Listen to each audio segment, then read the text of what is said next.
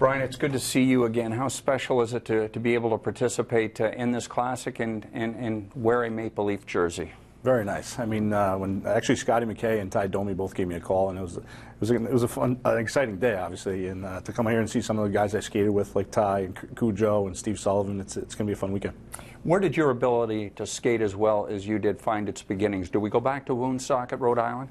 Pretty much. It just seemed every year I started to kind of my skating got better, and I kind of, I guess, just kind of used my speed, and that's basically where it came from. Just growing up in Woonsocket. What was the Maple Leaf lineup like in terms of being able to pass to various players? How good was that lineup to you as far as your position was on the blue line? Really good. I mean, guys like Mats, and I mean, our team back in the late '90s were a fast skating team, and unfortunately we got beaten in the conference finals there with Buffalo. But that was probably I guess, I had the funnest time in the NHL was playing for Toronto. And it's special in Toronto in the spring when you're going that deep. What was it like as a player? You can't really experience. I mean, even last year in the first round, you watch the Leafs play, and just the people that I mean, the town loves hockey, bleeds hockey. So to play for the Leafs and play in the playoffs, it's a special feeling. Were you at all surprised that Matt Sundin got to the Hall of Fame as quickly as he did? Not at all. Not at all. He's one of the best players I've played with.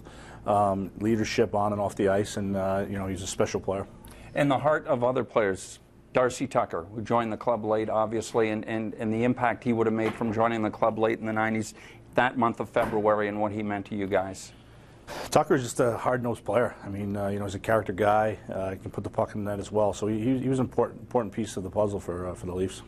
Pat Quinn, an interesting guy to play for. He's certainly comical, and I hear so many stories about Pat. Great guy, old school hockey coach, and I enjoyed playing for him. I was still a young player at the time, in my early 20s, but he's just he has a presence about him, and he definitely knows the game. So it was fun to play for Pat.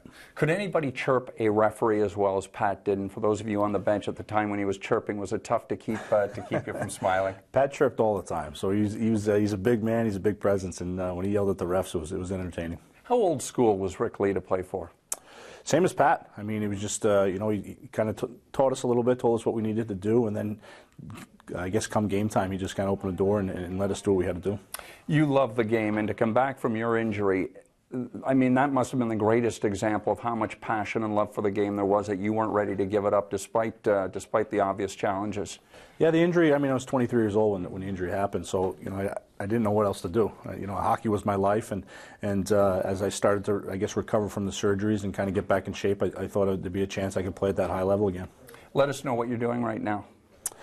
Right now, I'm actually just started working for a finance office out of Providence, Rhode Island, and just kind of trying to educate some young players and kind of getting back into hockey a little bit.